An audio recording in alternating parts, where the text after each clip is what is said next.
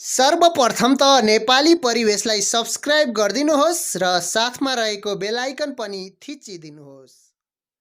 21औं शताब्दीमा पनि अर्काको आड भरोसामा बस्नुपर्ने बाध्यता हामी नेपालीलाई सोशल मिडिया आजको जमानामा पनि अर्काले दिए पाइने नदिए नपाइने समस्याको अब भने अन्त्य हुन लागेको छ।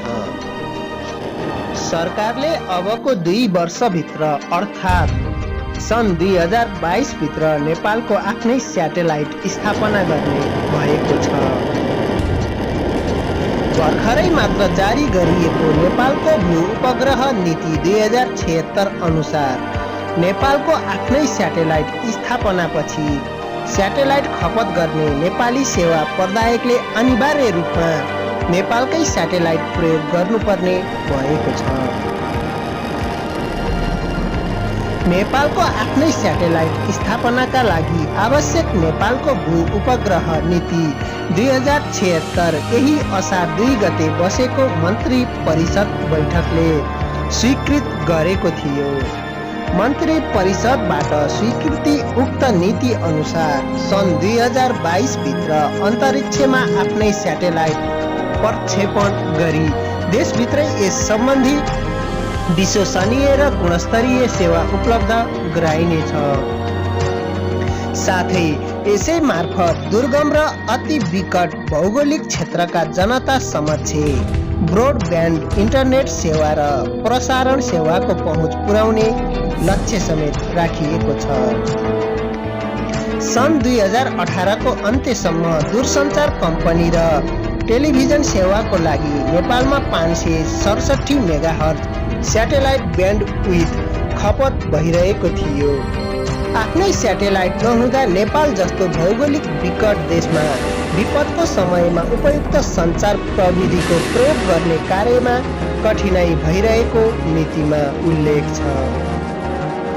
त्यति मात्रै नभएर नीतिमा दूरसञ्चार तथा प्रसारण सेवाका लागि उल्लेख्य मात्रामा विदेशी मुद्रा खर्च भइरहेको बताइएको छ। अगाडि लेखिएको छ, विदेशी स्याटेलाइट प्रयोग गर्दा राष्ट्रिय सुरक्षासँग सम्बन्धित संवेदनशील सूचनाको गोपनीयता कायम गर्न चुनौती भएका कारण पनि अन्तर्राष्ट्रिय दूरसञ्चार संगठन ITU ले उपलब्ध गराएको स्थानको सदुपयोग गर्नुपर्दछ। ITU ले नेपाललाई 123.3 डिग्री पूर्वी देशान्तरको अर्बिटल स्लट र 50 डिग्री पूर्वी देशान्तरमा रहेको अर्बिटल स्टल नेपालका लागि छुट्याइएको छ। यसको सदुपयोग हुन सकेको खण्डमा नेपाली सेवा प्रदायकले विभिन्न व्यापारिक स्याटेलाइट सेवा प्रदायकबाट तुलनात्मक रूपमा महँगो शुल्कमा सेवा लिनुपर्ने अवस्थाको अन्त्य हुने नीतिमा उल्लेख गरिएको छ। त्यति मात्रै नभएर नेपालबाट ठूलो मात्रामा विदेशी मुद्रा नेपालभित्रै रोक्न समेत मद्दत पुग्ने अपेक्षा समेत गरिएको छ। त्यसभन्दा पनि नेपालको आफ्नै स्याटेलाइट स्थापना गरी अन्तरिक्षसम्म पहुँच विस्तार गर्नु नै सरकारको मुख्य रणनीति रहेको छ। स्याटेलाइट स्थापना गरी सन् 2024 सम्म कुल गृहस्थ उत्पादनमा डिजिटल क्षेत्रको योगदानलाई उल्लेख्य रूपमा वृद्धि गर्ने लक्ष्य लिएको नीतिले आफ्नै स्याटेलाइट हुँदा राष्ट्रिय सुरक्षामा आउन सक्ने चुनौती समेत कम हुने जनाएको छ। आफ्नै स्याटेलाइट हुँदा दुर्गम तथा विकट भौगोलिक क्षेत्र र विपद व्यवस्थापनमा प्रभावकारी सञ्चार षड्यन्त्र स्थापना गर्न समेत स्याटेलाइटको उपयोग गर्ने रणनीति तय गरिएको छ। सरकारले उक्त लक्ष्य र रणनीति हासिल गर्नका लागि देशका सबै सेवा प्रदायकले नेपालको स्याटेलाइट सेवा लिने व्यवस्था गर्ने बताइएको छ। हाल विदेशी स्याटेलाइट प्रयोग गरिरहेका सेवा प्रदायकलाई पनि नेपालकै स्याटेलाइट सेवा लिने व्यवस्था गरिनेछ। नेपालको स्याटेलाइट अपुग भएको खण्डमा मात्रै विदेशी स्याटेलाइट प्रयोग गर्ने व्यवस्था गर्ने उल्लेख छ। नीति मार्फत सरकारले नेपालमा स्याटेलाइट स्थापना गर्न आवश्यक पर्ने दक्ष जनशक्ति तयार पार्न तालिम तथा अन्य आवश्यक कार्यक्रमको व्यवस्था गरिनेछ। विश्वविद्यालयहरूलाई यससँग सम्बन्धित विषयको अध्ययन अनुसन्धानमा समेत प्रोत्साहन गरिने उल्लेख छ।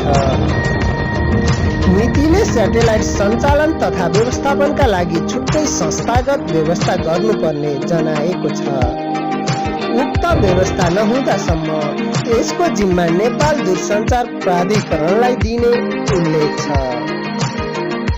नीति अनुसार सरकारले स्याटेलाइट स्थापना, प्रक्षेपण, व्यवस्थापन तथा नियन्त्रण केन्द्र सञ्चालनको कार्य आवश्यकताको आधारमा विदेशी सरकारी वा अन्तर्राष्ट्रिय सङ्घ संस्था तथा कम्पनीसँग साझेदारी गर्न सकिनेछ। यसका लागि सरकारी तथा गैर सरकारी स्रोतका परिचालन गरिने जनाइएको छ। साथै ग्रामीण दूरसञ्चार विकास कोषको रकम समेत परिचालन हुने उल्लेख गरिएको छ। नीतिको कार्यान्वयनका लागि आवश्यक निर्देशन र समन्वय गर्न सञ्चार तथा सूचना प्रविधि मन्त्री वा राज्य मन्त्रीको अध्यक्षतामा निर्देशन समिति बनाइनेछ। सञ्चार तथा सूचना प्रविधि मन्त्रालयका सचिवको अध्यक्षतामा अर्को समिति गठन गरिने उल्लेख गरिएको छ। साथै सरकारले स्याटेलाइट सम्बन्धी प्रविधि यन्त्र तथा उपकरणको उत्पादन गर्ने राष्ट्रिय उद्योगलाई प्रोत्साहन गरी त्यस्ता उद्योगमा विदेशी लगानी तथा प्रविधि हस्तान्तरणको लागि अवसर उपलब्ध गराउने जनाएको छ।